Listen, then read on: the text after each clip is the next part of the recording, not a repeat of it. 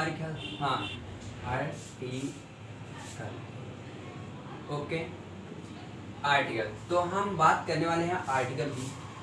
Article में हम use देखते हैं, आर्टिकल में ज़्यादा करके यूज आता है ए एंड द।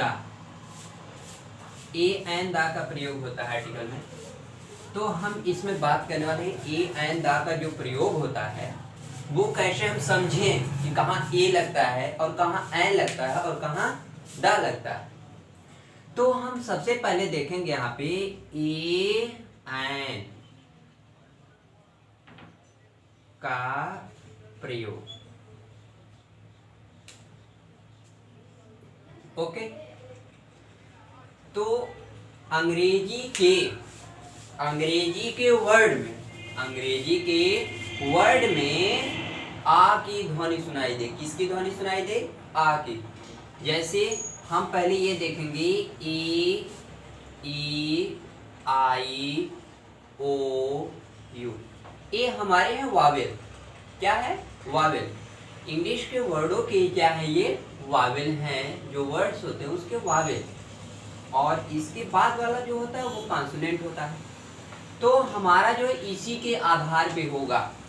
जैसे अंग्रेजी के वर्ड्स में हिंदी के आ शब्द की ध्वनि सुनाई दे, आ वर्ड की ध्वनि सुनाई दे,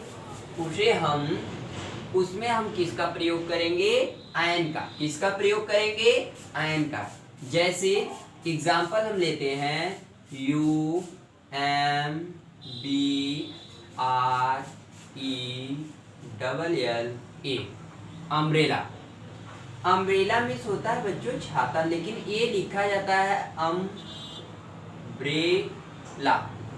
क्या देखिए हिंदी के वर्ड में जो है आ आया ना, आ अगर आता है, ध्यान से देखिएगा, आ अगर आता है तो हम उसके लिए बिना पूछे बिना समझे तुरंत लगा देंगे किसका? एन का प्रयोग। यहाँ पे हो जाएगा आर्टिकल, आपको हो जाएगा एन का प्रयोग, ठीक। और जैसे वह अम्ब्रेला हुआ, इस तरह के, और इसी के सेम कंडीशन में आप देखेंगे ए कब लगेगा। जैसे अब इसका क्या कंडीशन है? इंग्लिश के वर्ड्स में हिंदी के यू वर्ड की ध्वनि सुनाई दे। किसकी? यू की। जैसे सटीक आंसर लेते हैं,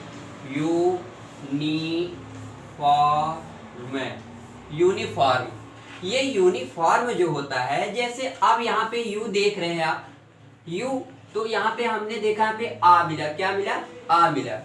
और अब यहाँ पे देखेंगे तो यूनिफॉर्म ना, यूनिफॉर्म। अब देखिए इसमें डिफरेंस क्या है। यहाँ के देखिए यू आया, क्या आया? यू आया, और यहाँ का क्या आया? आ आया। अब दोनों में अंतर किस किस का है अंतर? इसमें आ है और इसमें यू है। इसलिए हम इसमें जो है, इसमें हम करेंगे ए का प्रयोग और इसमें करेंगे एन का प्रयोग ना। आपको यह चीज क्लियर हो गया होगा कि ए का प्रयोग कहाँ होगा और एन का प्रयोग कहाँ होगा। अब हम यहाँ पे लगा देंगे ए का प्रयोग, ठीक। जब यहाँ पे ए का प्रयोग कर देंगे तो आपको ये दो चीज क्लियर हो गया कि ए कहाँ लगेगा, एन कहाँ लगेगा। जैसे यूनियन हो गया, यूनिफॉर्म हो गया और यूरोप हो गया ना। इस जगह के लिए हम किसका प्रयोग करेंगे? ए का प्रयोग करेंगे। जहां हमें यू की ध्वनि सुनाई दे, यू का उच्चारण आए, वहां पे हम ए का प्रयोग करेंगे, और जहां पे आ का आए वहां पे हम एन का प्रयोग करेंगे। जैसे an umbrella, a uniform, yo university ना। इस तरह के वर्ड्स में हम ए और यू का प्रयोग करेंगे। अब गाइस, अब बात आती है आगे की, दा का। किसका बात करेंगे? दा का। अब होगा दा का प्रयोग। अब जैसे दा का प्रयोग में आप देखेंगे तो दा का प्रयोग में हम बड़े बड़े स्थानों और बड़े बड़े ग्रंथों और बड़े बड़े नदियों के बारे में हम दा का प्रयोग करते हैं ना।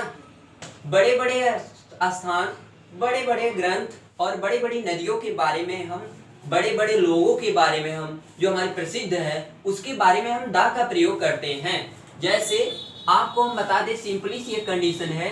अब हम इसमें कुछ लेते हैं, अपने हेडिंग बनाते हैं, वो होगा क्या, जैसे हॉली बुक, हॉली बुक। हॉली बुक में आपका क्या आता है, देखिए पहले, सबसे पहले इसको छोड़ो, सबसे पहले आता है ऑब्जेक्ट। क्या आता है, ऑब्जेक्ट। ऑब्जेक्ट में हम देखेंगे, ऑब्जेक्ट जो होगा आपका, इसमें ऑब्जेक्ट में हम दो चीज को मुख्य समझते हैं, जिसके साथ हमेशा हम द पाएंगे। जैसे द सन,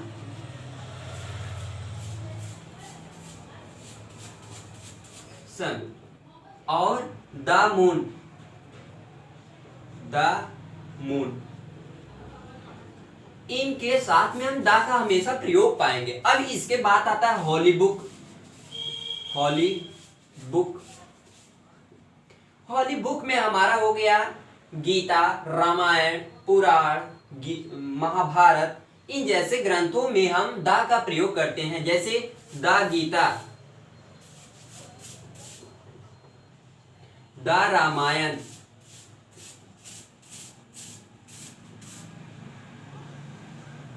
ना, और इस प्रकार से हम कई प्रकार के दा का प्रयोग करते हैं। अब ये दा देखिए, अगर दा का प्रयोग हो गया, अगर दा का होगा तो दा में देखिए गीता एक लड़की का भी नाम होता है और ग्रंथ का भी नाम होता है, लेकिन यहाँ पे जो तात्पर्य होगा वो होगा आपका ग्रंथ के बारे में। अब हम बात करते हैं the holy river. Okay, holy river में आता है जैसे द गंगा, ना गाइस, द गंगा, और द यमुना, ना, इस प्रकार से ETC आदि। अब हम हॉली बुक हो गया, हॉली रिवर हो गया, और जैसे the prime minister, the PM, the CM, ETC, इस जगह पे भी हम द का प्रयोग करेंगे ना। और अगर और कुछ हम प्रश्न दे रहे हैं, इसमें आप लोग करके आइएगा, जरूर से जरूर करके आइएगा।